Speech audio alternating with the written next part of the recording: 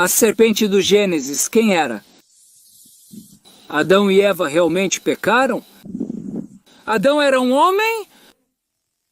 Esta e muitas outras coisas mais você vai descobrir neste vídeo, e eu acredito que a sua história, a que você está pensando neste momento, vai virar 180 graus para o seu sucesso. Ouça muito atentamente o que a filosofia, a sabedoria, a bela Torá do povo israelense ensina a você e a todos nós. Ouça atentamente. Primeiro vamos à história que talvez você tenha ouvido até agora. Ou seja, havia uma mulher e um homem chamados Adão e Eva. Estavam no jardim do Éden. Deus se revela a eles e diz sobre tudo o que vem. Aqui vocês podem comer, mas deste árvore está proibido comer, porque se comerem, morrerão. E evidentemente nessa situação a serpente chega rapidamente. A serpente do Gênesis se aproxima de Eva, ela convence Eva a comer do fruto. De repente Deus se revela a eles irritado, muito irritado, diz: o que vocês fizeram? Eu disse para vocês não comerem e não só morrerão, mas também tu, Eva, darás à luz com dor, e tu, Adão, trabalharás a terra com suor, comerás o pão com muito suor, com muito esforço, e a terra também será amaldiçoada, e tua serpente também será amaldiçoada. Ou seja, Deus se irrita. Essa é a história que talvez você conheceu até este momento. Agora ouça atentamente o que a Torá nos explica e ensina a um nível mais oculto. Os segredos da Torá. Algo relevante para a sua vida que talvez você nunca tenha ouvido. Vamos contar a história real, o que se esconde por trás da história. Quem era a serpente, quem era Adão, quem era Eva. Para o seu bem e sucesso, se Deus quiser, ouça com atenção. Havia duas almas no paraíso, almas puras, feitas por Deus, não por uma mãe e não por um pai. Deus as criou almas puras. Sem traumas de infância, sem problemas na escola, sem nenhum tipo de inconveniente a nível psicológico, emocional, físico. Perfeitas? Deus previamente, antes de enviá-las a este mundo, diz em alguns instantes: vocês serão enviados. Vocês vão descer para um mundo no qual esse mundo terá que ser corrigido. O que chamam em hebraico de Tikkun Olam, vocês terão que corrigir o mundo. É um mundo que fiz imperfeito. A priori fiz imperfeito, porque meu objetivo final é que eu possa morar, diz Deus. Tudo explico em minhas palavras, de forma livre. Eu quero morar nesse mundo inferior, junto a vocês, residir em vocês. Como diz o versículo, ele diz assim, Deus na Torá diz: façam para mim um santuário e morarei neles, que são neles, em vocês, nas pessoas, não somente no santuário. Isto é em um versículo da Torá, em a porção da Torá, que se chama a porção da Torá, Eu vou dizer mais tarde, se Deus quiser, ouça não em Adão e Eva, mas posteriormente ouça atentamente. É assim? Ele diz: assim, eu quero morar nesse mundo inferior com vocês. É um mundo, o que chamam em hebraico. Quero ter um lugar onde receber nos mundos inferiores. Mas para isso preciso que vocês corrijam esse mundo antes, previamente a descer. Agora me lembrei da porção da Torá. Teruma, que é doação. A porção da Torá chama teruma. Aí explica, Deus diz Deus, em um versículo de Azulin Ikdash, de Yajantib Betohan. Isso, entre parênteses, que quer dizer, diz ao povo de Israel, diz: preparem para mim, construam para mim um santuário e morarei neles. Explica, nossos sábios, mas por que não? Diz: e morarei nele, no santuário. Quando em hebreu há algo que literalmente não concorda, isso chama a atenção. É como um sinal de muito, como um aviso, dizer: aqui vocês têm que ir muito a fundo, e morarei neles. Betorram neles. Quem são eles em cada um de nós? Em ti, Deus, já se tu preparares um santuário, um mini santuário, com qualidades pessoais excelentes, Você é uma boa pessoa, faz a razão de Hashem, como dizem em hebraico, faz a vontade de Deus, é bom, ajuda o próximo, tem qualidades que corrigem, tenta melhorar a cada dia. Aí, prepara um santuário para que Deus resida em você. Então continue com a história de Adão e Eva, que como sabemos é tudo relevante para a sua vida, ouça atentamente. Basicamente, Adão e Eva despertam neste mundo, que é no paraíso terrestre, e de repente o quê? Eles se encontram em um lugar excelente, completo, tudo pipicucu, como dizemos na América do Sul, pipicucu, tudo excelente, excelente, todas as árvores. Diz Deus, escutem o versículo em hebraico e depois o traduzo se Deus quiser. Diz assim: Vayetzav Adonai Elohim. De toda a árvore do jardim podes comer à vontade. E ele ordenou, primeiro tem que dizer, ele ordenou como a palavra mitzvah, que é um preceito, é uma ordem. Deus ordenou a Adão comer. Mikolet Sagana, Holtogel, de tudo, de todas as árvores daqui. Depois a continuação diz assim: e da árvore a crença boa e a má não se come de nós, porque no dia que se come de nós, a morte da morte se fará. E da árvore do conhecimento entre o bem e o mal, não comas dela, e digo entre parênteses, não diz que ordena. Está proibido para ti comer dele, diz. É como se parecesse uma espécie de sugestão. E isso é muito importante saber para a continuação da nossa aula. Não, diz Baetzab, ele não ordena, mas sugere que não coma. E depois diz assim: por quê? No dia em que dele comer, certamente morrerá, diz. Porque no dia em que comer dele, morrerás. Ouça atentamente, se você prestar atenção, isso parece uma profecia, diz. Porque no dia em que você comer dele, quando Deus diz algo, porque no dia em que você comer dele, significa que isso acontecerá. Não diz, se você comer dele, morrerá, está proibido. Não se lê assim em hebraico, porque no dia em que você comer dele, morrerá. Como consequência direta, se você comer dele, morrerá. Agora a palavra morrerá se Deus quiser. Veremos adiante o que isso significa em um nível mais profundo. Muito bem, este é o versículo que eu queria comentar com vocês. Agora entende-se daqui que basicamente há uma ordem divina para comer de toda a árvore, mas da árvore entre o conhecimento e a sugestão do bem você não comerá, não comerá. Agora, basicamente, Adão e Eva abrem os olhos em um mundo perfeito, um mundo excelente, de árvores frutíferas, tudo perfeito, conversam com Deus, profecia livre impressionante. E o que acontece? Lembram, Deus nos disse que viemos a um mundo baixo e imperfeito para corrigi-lo. Como é isso? Como é isso? Agora, escutem atentamente a serpente, vamos ao Pazuk, ao versículo em hebraico. Escutem atentamente. Não vou traduzir. Diz a serpente, a mulher diz, não morrerão. Não morrerão.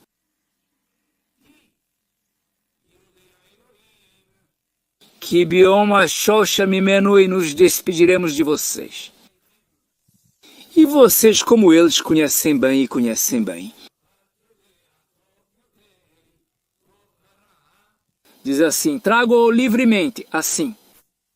Porque Deus sabe que no dia em que vocês comerem dele, seus olhos se abrirão e seus olhos serão abertos. E vocês serão como Deus. Vocês saberão distinguir entre o bem e o mal. Muito bem. Agora ouça atentamente.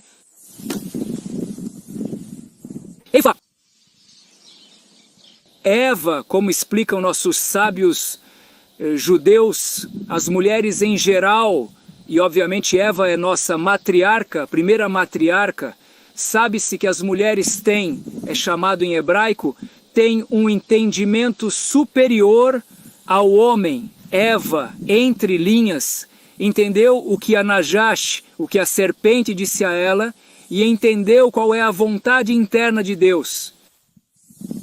Vamos unir conceitos anteriores, ou seja, Eva entendeu assim. Estamos em um mundo perfeito, excelente. Não há aqui o que corrigir, exceto uma coisa. Aqui há uma coisa que precisa ser corrigida. É a árvore do conhecimento entre o bem e o mal, a qual ainda não temos acesso. Vem a serpente e me oferece para comer disso. Agora, quem é a serpente? Primeiro, é preciso saber que na Bíblia está escrito que a serpente caminha, a serpente fala. Portanto, a serpente do Gênesis não é a serpente que vocês conhecem, que conhecemos. Você já ouviu uma serpente falar caminhar? Obviamente, Adão e Eva também eram seres luminosos, não o que hoje conhecemos como seres humanos. É verdade que eles são nosso pai e nossa mãe primordiais. Mas nossos sábios explicam nos segredos da Torá que eles brilhavam mais que o sol, quer dizer, não se pode entender. Quer dizer, a criação antes de comer da árvore do conhecimento era outra coisa. Totalmente outra coisa, totalmente. A serpente não era a serpente que conhecemos, era uma serpente. Se chama Aron. Aron é muito sábia. Deus deu a ela uma sabedoria acima de todos os animais que era. Sobretudo, a possibilidade de falar, a possibilidade de expressar opiniões. Obviamente, a serpente usou sua fala para convencer, para fazer algo negativo de acordo com opiniões, e Deus então tirou da serpente a capacidade de falar e também de andar. Ela rasteja agora? Isso entre parênteses não é nosso tema especificamente, que também digo entre parênteses. Precisamos saber que Deus explica a nossos sábios que uma qualidade positiva se multiplica muito, muito, muito mais do que uma qualidade negativa, e isso precisa ser entendido entre parênteses. Embora não seja nosso tema, quero falar sobre isso, pois é muito importante para a sua vida e seu sucesso. Deve ser visto assim? A serpente, segundo opiniões, usou sua fala para o mal, para convencer Eva a fazer algo errado, e Deus tirou isso dela. Como consequência direta, se você usar seu dom para falar de algo negativo, você não o terá mais. Pense se você fala, se você usa seu dom para falar, que é basicamente, em certo aspecto, o que nos caracteriza como seres humanos. Em relação à criação, em toda a possibilidade de falar e influenciar para o bem, se você usa sua língua, você fala para o bem. Quanto Deus te dá? Quanta abundância Deus te dá? Se Deus tirou a capacidade de falar da serpente por falar mal, imagine você, se fala bem, encoraja seu amigo, encoraja sua amiga, sua família. Você faz o bem, diz palavras boas, evita coisas negativas, se aproxima de pessoas boas e positivas para fazer a vontade de Deus. Graças a Deus é impressionante os presentes espirituais e materiais que Deus pode te dar por falar bem. Feche parênteses e continuo. Eva entendeu que nas palavras da Najash, da serpente, se esconde a vontade de Deus. O que ele disse antes de vir a este mundo, que tinham que vir a este mundo, para quê? Para corrigi-lo, disse assim agora, disse a Adão. Nós lhe digo minhas palavras, agora não temos livre-arbítrio, não há o que corrigir, somos seres luminosos, nosso Pai é Deus. Não há o que corrigir, mas Deus nos disse que temos uma missão neste mundo, que é corrigi-la. Ele quer dirá Batastonim. Ele quer um lugar para residir nesses mundos inferiores e quer que nós, se o corrigirmos, este mundo mais inferior, o levaremos ao ponto mais elevado, acima dos anjos. Se Deus habita neste mundo, nós o guiamos de baixo para cima. Imagine um arranha-céu de 150 andares, que pode ir até o andar menos 50, ou seja, imagine 300 andares, 150 andares em um nível metafórico, 150 andares de estacionamentos, negócios e shopping center. Abaixo da terra, ou seja, por baixo da terra, e 150 andares acima da terra. Deus quer nos levar ao 150, andar abaixo, ao estacionamento mais baixo, e quer que o levemos como com um elevador. Através da nossa correção, digo isso de forma metafórica. 300 andares para cima, chegamos ao andar zero. Ou seja, de 150 menos 150 ao andar zero, térreo, e o levamos ao 150 acima. Impressionante. Temos a possibilidade de superar Los Angeles se corrigirmos este mundo impressionante. Mas como diz Adão, como ele ouve o que a Nahash me disse, o que a serpente me disse. Vamos novamente ao passúcalo do versículo e vamos ver o que se esconde, o que nossos sábios explicam. Impressionante, diz assim. Primeiro, porque sabe o Senhor, porque no dia de hoje comeremos de vocês e nos despediremos de vocês. E vocês, como o Senhor, sabem bem e mal, e se fez. Por quê? Deus sabe que o dia em que comerem dele, abrirão seus olhos e seus olhos se abrirão. E vão ser como Deus, vão saber distinguir entre o bem e o mal. Isso soa muito bem, diz Eva, isso soa muito bem. O que significa ser como Deus? Na verdade, Deus disse, Betzelem Elohim, Deus nos criou à sua imagem e semelhança. O que significa? Deus nos deu qualidades divinas? Obviamente, Deus, nosso Criador, o Todo-Poderoso, inclui tudo acima de tudo. Obviamente é o Todo-Poderoso. Mas Deus decidiu nos criar com qualidades divinas, com letras maiúsculas. Quais divinas? Como a misericórdia. Entender o bem e o mal, fazer o bem, levá-lo para a cama, fazer o bem, escolher a vida, ou descer, tabajaínsis, em hebraico, você escolherá a vida. O que significa? O que significa? Eva, ele disse assim, soa muito bem, soa muito bem. Aqui Deus nos colocou como na borda do portão do palácio. Deus não pode nos empurrar, Deus quer nos dar livre-arbítrio, coisa que não temos neste instante. Somente se comermos desta árvore do conhecimento, aí nossos olhos se abrirão e aí entenderemos entre o bem e o mal. O que realmente significa? Teremos livre-arbítrio agora? Haverá morte? Agora, entre parênteses, pensem. Uma pergunta impressionante. Na nona hora, segundo nossos sábios, ao ser criado Adão, Deus lhe diz, não comam da árvore proibida. Podem comer de todas as outras árvores, mas não desta. Não é a nona hora de terem sido criados quando comeram da árvore na 10ª hora, demorou uma hora para que isso acontecesse. Agora ouçam o que diz o versículo, a ver se Deus se irritou ou não se irritou, ouçam. Impressionante. Impressionante, diz assim. Eu digo em hebraico, traduzo e explico. Ver alfimat kechel asher sh. Vai e voker yom hashi. Ouçam, impressionante, impressionante. Talvez você saiba que na criação do mundo, Deus termina dizendo a palavra bem. Tov, quando terminou cada dia, em geral ele disse, Tov disse bem. Agora, quando terminou o 6º dia, antes do Shabat, o sábado, que Deus descansou, que não houve uma ação criativa, ele disse Tov. Meode, muito bem, Deus disse muito bem, depois que criou o 6º dia, e depois que aconteceu, o que Adão e Eva comeram do fruto. Ou seja, explicam nossos sábios também, que é Tov Meod, eles dizem, Malahamavet, o anjo da morte, o Yetzara, a inclinação para o mal, é Tov Meod. Agora vamos entender porque Tov, muito bem, é o anjo da morte, a inclinação para o mal. Depois que Adão e Eva comeram da árvore, entre o bem e o mal não se entende. Aqui vemos a leitura racídica do judaísmo, o que se esconde por trás dos versículos. Impressionante.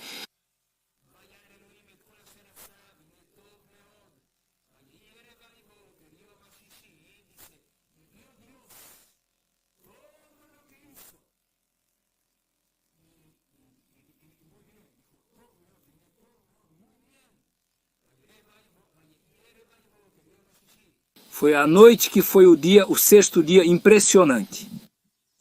Portanto, muitas vezes as pessoas pensam que Adão e Eva comeram do fruto e de repente Deus, irritado lá de cima, começou a lançar raios e estava irritado porque comeram do fruto que fizeram. Eu disse para não comerem e tu darás à luz com dor. Darás à luz com dor e tu comerás com suor. E é irritado? Vou dar um exemplo, um bebê muito pequeno. A mãe diz a ele para não tocar nesta tomada. E depois diz sim, porque se você tocar nesta tomada, porque no dia em que tocar nesta tomada, Deus não permita, você levará um choque elétrico. A mãe, uma mãe normal, diz para não tocar nesta tomada. Ela não diz porque no dia em que você tocar, primeiro porque Deus diz. Porque o dia em que você comer, como dissemos antes, parece uma profecia. Porque o dia em que você comer, como? Porque comer. Pode comer ou não pode comer outra coisa. A nona, como dissemos, a nona hora, Deus lhes diz para não comerem, a 10ª comem e têm problemas. Deus de autoridade, pensem em profecia livre e limpa, que Deus não é suficiente. Com Vicente no que ordena. Não se entende apenas uma hora. O que se chama em hebraico é totsativitz. Quando falamos sobre morte ou problemas, ou suor ao trabalhar, ou educação dos filhos, com tristeza, com dificuldade, o parto com dificuldade, ou seja, o que Deus diz assim diz. Se vocês decidirem entrar neste mundo, haverá uma consequência direta, ou seja, vocês entrarão em um mundo entre o bem e o mal. Dicotomias, dúvidas. Nem tudo será tão claro como agora. Antes de comerem, Deus se maravilhou. Ele perguntou a Adão, por que vocês comeram? Aieca, onde você está? Por que vocês comeram? Ele se maravilhou. E as pessoas imaginam que Adão disse, não, eu não fui. Deus ficou bravo. Por que você comeu? Aieca. E Adão, não, eu não fui. Foi ela, foi Eva. Isso muita gente imagina, não é? Deus se maravilhou. Ouçam a leitura yazídica da Primil da Torá, os segredos da Torá. Deus pergunta a Aieca maravilhado, como Adão te conta o que realmente queria? O que realmente queria? Que se voluntariem e vão para aquele mundo inferior e o corrijam para que eu possa morar como você conseguiu? E Adão não quis se dar o crédito, disse a verdade, Deus, eu não fui. O que percebi? Minha querida esposa Eva, ela realmente te entendeu a profundidade da tua vontade. Quando ela ouviu a serpente, a Nahash, ela ouviu a serpente entre linhas. Eva percebeu que era isso que você queria. Era o que nos disse antes de descermos para este paraíso, quando éramos apenas almas femininas e masculinas. Você nos disse que queria que corrigíssemos este mundo. Eva foi quem percebeu, na verdade não fui eu, foi minha querida esposa Eva. Quer dizer, aqui vemos, Deus se maravilha, não se irrita. O tom é outro, não é Aieca, é Aieca, onde você está, o que você fez, como você fez, como você percebeu. O tom é outro, há outro tom. Deus não se irritou, Deus se maravilhou, que Adão e Eva decidiram se voluntariar e perceberam seu profundo ratzon. Seu ratzon aprimorou sua vontade interior mais profunda. E aqui há um dos yachs, há uma conversa com Deus, Eva entendeu o que dizem nossos sábios, que quando a luz sai da escuridão, atinge níveis muito mais superiores que a própria luz. Disse em hebraico, Itarona or mina joyes, Itarona or mina joyes, que significa que quando a luz surge da escuridão, essa luz é muito mais potente se fosse apenas luz. Imagine algo negro e de repente uma luz brilhante começa a piscar e o preto fica de fundo e essa luz brilhante começa a piscar como uma estrela que emite faíscas. Imagine algo branco. O contraste entre o branco e o preto torna o brilho muito mais forte. Portanto, explicam nossos sábios que quando nós corrigimos este mundo material, o mais baixo dos mundos, usamos nosso livre-arbítrio para escolher o bem, tornamos este mundo muito superior ao mundo dos anjos. É um mundo prístino onde não há livre-arbítrio, onde os anjos fazem exatamente o que Deus lhes pede. Impressionante, é uma outra leitura totalmente impressionante. Agora, o que aconteceu? Eva entendeu, como dissemos, que Deus queria que viéssemos a um mundo com morte. O que é morte? Processos, digo com as minhas palavras, processos, o que são processos? Que há quedas e há levantadas, há quedas e há levantadas. Um se engana e um se levanta, um aprende. Não é que nossos olhos se abriram e entendemos que há bem e mal? Temos um corpo, e ouçam, quando falamos da Nagesh, da serpente, também podemos falar de algo muito profundo por um lado. Entende-se que a Nagesh de uma forma pode representar, segundo todos os nossos sábios, as partes mais corporais, ou seja, nossos instintos mais corporais, a parte mais corporal, as emoções. Ou seja, pense que Adão e Eva, como dissemos, não tinham traumas de infância, eram almas puras, sem nenhum livre-arbítrio. O que vocês pensam? Que uma fruta iria tentá-los? Vocês realmente pensam que uma fruta iria tentar almas tão gigantes? Como muitas vezes, infelizmente, as histórias da Torá são ensinadas de forma muito simples, que obviamente a Torá diz em hebraico que existem 70 faces para a Torá.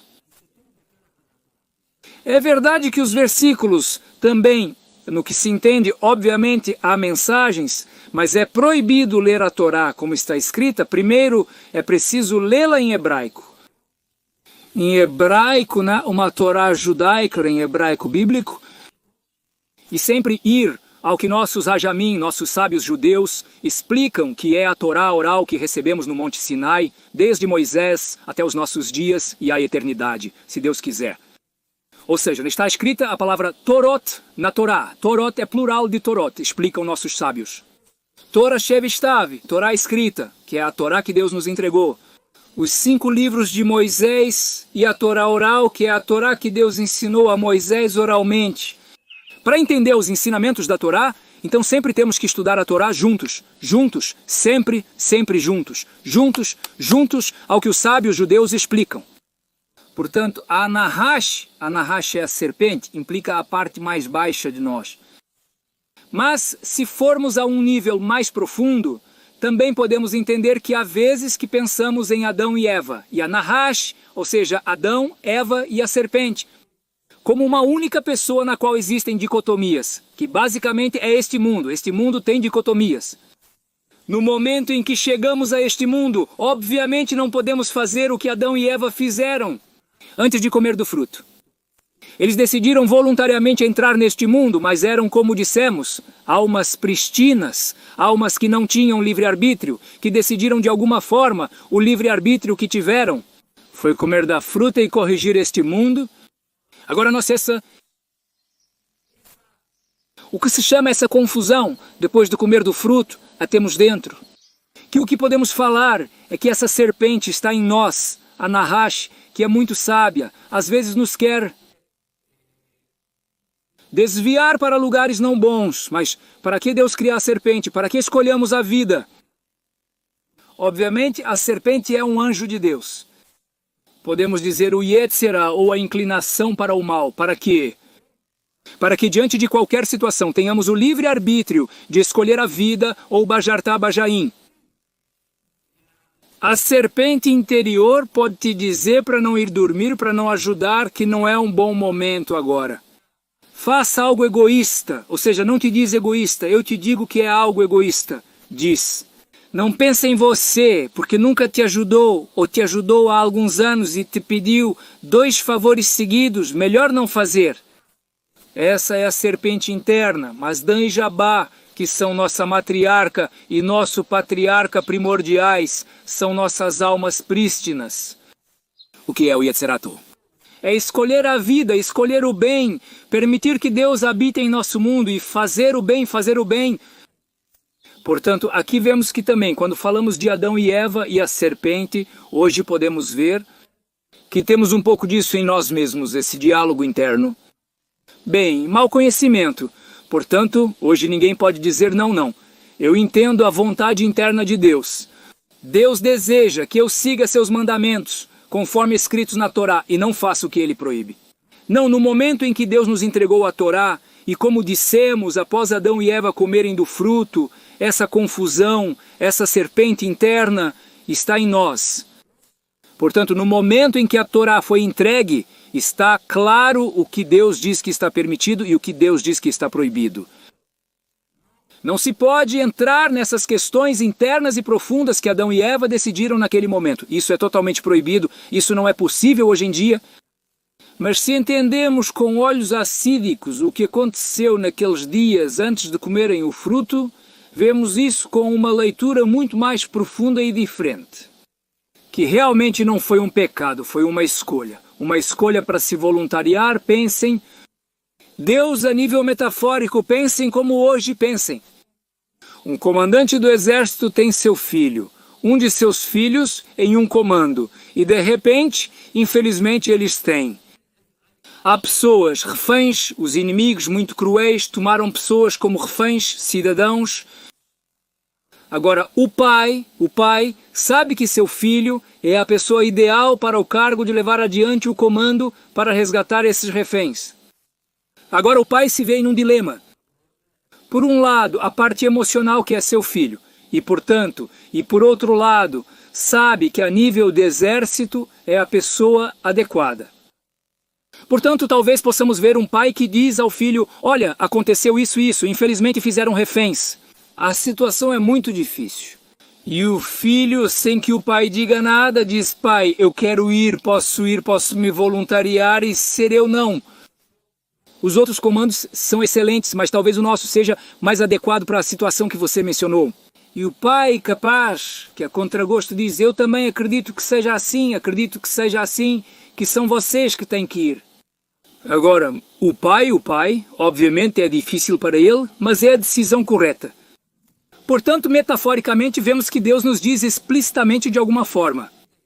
Eles têm que ir para esse mundo inferior, que é muito difícil, e eles têm que sofrer, não é? Deus basicamente diz, porque no dia em que vocês comerem, o que vai acontecer a nível natural, que eles vão entrar em um nível de consciência, onde vai haver dor, vai haver processos. Quedas subidas, dias mais brilhantes, dias mais sombrios, com sombras cinzentas, pretas, brancas, multicoloridas, dias mais claros, menos claros. Deus basicamente diz como consequência direta, vocês vão chegar a um mundo de consciência, não como o de hoje, prístino. Vai ser um mundo difícil, mas se vocês se voluntariarem para ir a esse mundo e corrigi-lo, vocês vão permitir que eu possa receber em vocês. Podem levar esse mundo tão inferior ao mundo mais elevado, acima dos anjos? Impressionante. Portanto, como dissemos, Eva entendeu isso, compartilhou com Adão, e os dois decidiram se voluntariar. Então vemos aqui o amor de Deus por Adão e Eva. Um Deus que se irrita, que pune, não chama isso de consequência direta. A punição para o judaísmo é chamada onesh, o onesh para o judaísmo. E, infelizmente, muitas pessoas pensam em um Deus irritado, que lança raios, te procura atrás da esquina se você fez algo errado. Ele nos colocou em um mundo, basicamente, com congestionamentos, com problemas, e nos procura atrás da esquina para nos atingir com um raio. Que Deus nos permita. É uma caricatura de Deus. Pessoas que entendem Deus assim têm uma vida miserável, não têm um vínculo saudável com Deus. Deus, em primeiro lugar, Ele é o teu Criador e te ama. Deus dialoga contigo a cada instante. Está escrito no Sefer Tehillim, no livro de Salmos. Os céus declaram a glória de Deus e o firmamento anuncia a obra das suas mãos. Um dia faz declaração a outro dia e uma noite mostra sabedoria a outra noite, sem fala, sem palavras, sem voz. Os sinos falam, os céus declaram a glória. Os céus falam em honra a Deus, ou seja, Deus fala com você. Deus é um Deus que te ama, Deus é o teu Criador. Deus te dá vida a cada instante. Neshama, Neshima, tua alma, nem chamas alma, nem chamas respiração. Cada respiração, as mesmas letras em hebraico, isso é impressionante. Cada respiração que tu fazes é que Deus reviva a tua alma a cada instante. Você tem que agradecer a cada instante que tenhamos o mérito, a cada instante, com a Neshama, com o Neshama. Te aleluia, ni aleluia, cada alma que te louve, Deus. Ou seja, Cada respiração que você faz, Deus te insufla vida a cada instante. Vaipaj insuflou Vaipaj.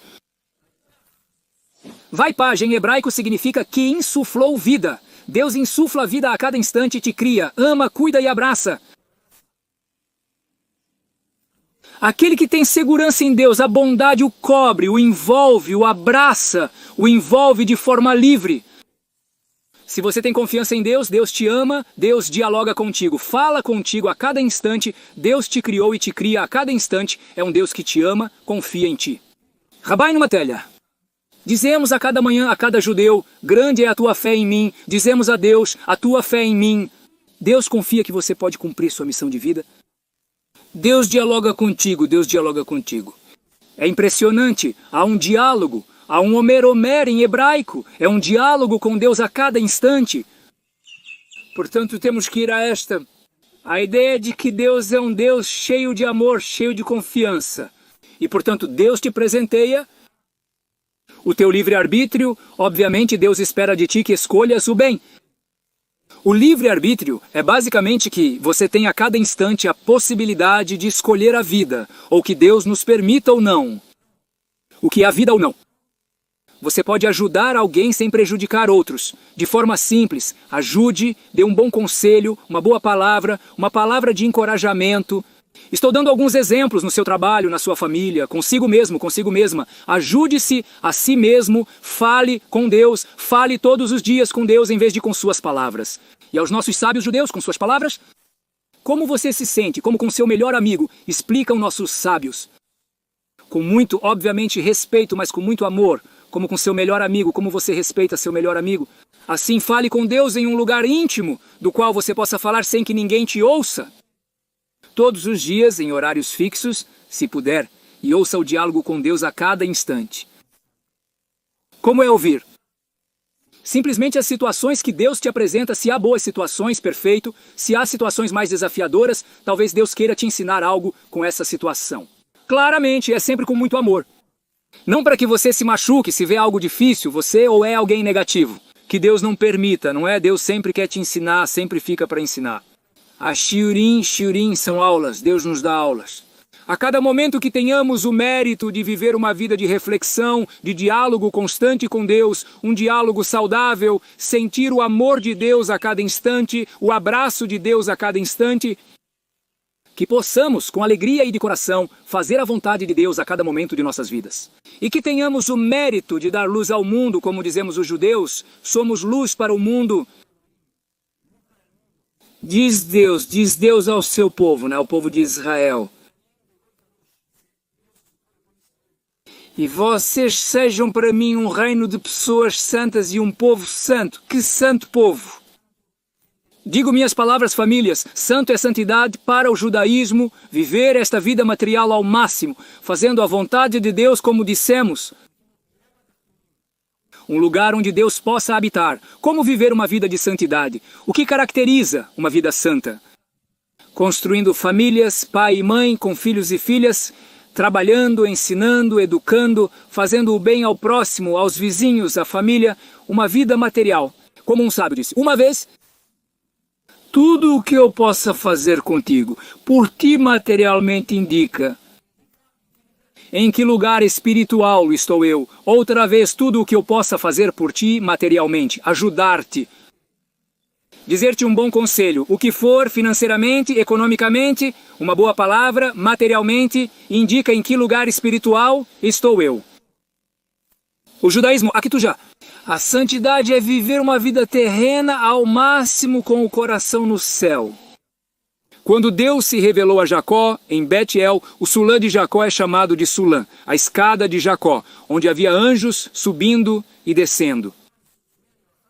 É X6 que X6 diz.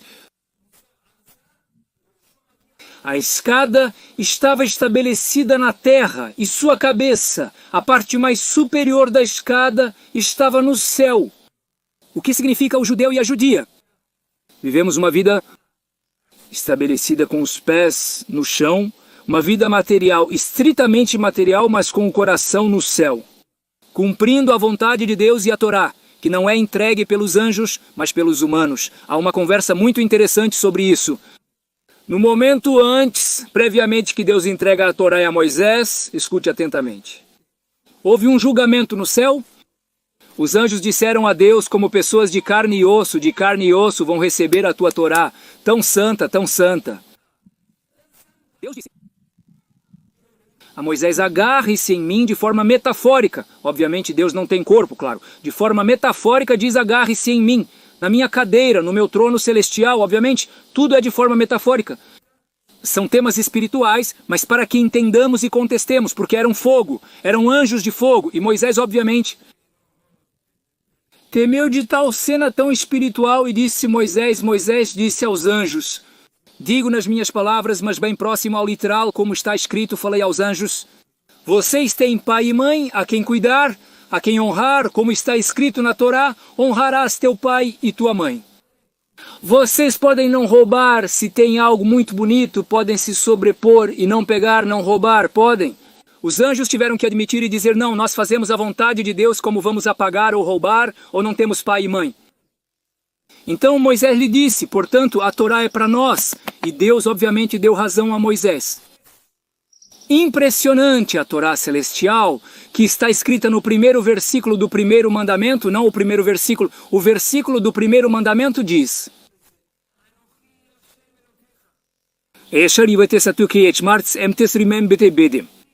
diz assim o de gaúcho, eu sou Deus, o teu Deus, da terra do Egito, da casa da escravidão. A palavra Anohi é eu sou Anohi, eu sou Deus, o teu Deus, diz Deus. Segundo nossos sábios, Anohi é uma sigla em aramaico, não em hebraico, explicam eles. Eu traduzo como Ana, minha alma, minha nefesh. Eis minha alma silente. Eu a escrevi e a entreguei. Ou seja, Deus em um nível metafórico entrega sua alma de forma metafórica através da Torá. A Torá é um diamante bruto, é um diamante como dissemos. 70 faces para a Torá, 70 faces para a Torá. Escutem, olhem isso. Uma pedra com uma cor natural. Mas se eu virar, olhem, é uma bela ametista. Quantas faces essa ametista tem? Em um nível metafórico? Olhem, quantas faces tem? Muitas faces, muitas faces. O que significa a Torá? Pode se estudá-la diferentes faces. Até aqui existem diferentes camadas na pedra. Isso parece uma pedra. Normalmente vamos girando e as camadas vão ficando mais claras. Sendo uma impressionante e bela ametista, que significa a Torá, é um diamante de forma metafórica. É muito mais do que um diamante, obviamente. História dupla, Pija me escreveu. É bom para mim a tua Torá que vale milhares de muito ouro e muita prata. Ou seja, a Torá é a palavra de Deus neste mundo, ou seja, Deus nos entrega a Torá para que a cumpramos neste mundo terreno, o mais baixo e elevado ao mesmo tempo, conectando-o ao mundo mais alto. Neste diálogo entre Moisés, os anjos e Deus, este último decide entregar a Torá ao povo de Israel, dando razão a Moisés. Impressionante. Se vocês forem para mim, um reinado, povo santo que trabalha de forma livre, impressionante. Portanto, que tenhamos o mérito de viver uma vida de santidade, de ter famílias sagradas, ser o bem para nós, o bem para nossa família, para o nosso ambiente, para o mundo inteiro. Escolher a vida é escolher a Torá. Saudar a Deus com alegria e humildade no coração. Como os judeus, somos como os Olagoim. Deus nos pede para ser luz para as nações, obviamente, com muita humildade e muito amor ao mundo, muito amor às nações, muito amor a toda a criação de Deus e amor a Deus, obviamente. E, obviamente, acreditamos no mérito de amar a Deus em um amor puro, um vínculo puro e saudável com Deus. Entender, como entenderam Eva e Adão, a razão primária, a vontade interna de Deus de forma adequada para a bênção do mundo inteiro. Que tudo seja com muitos sucessos e bênçãos.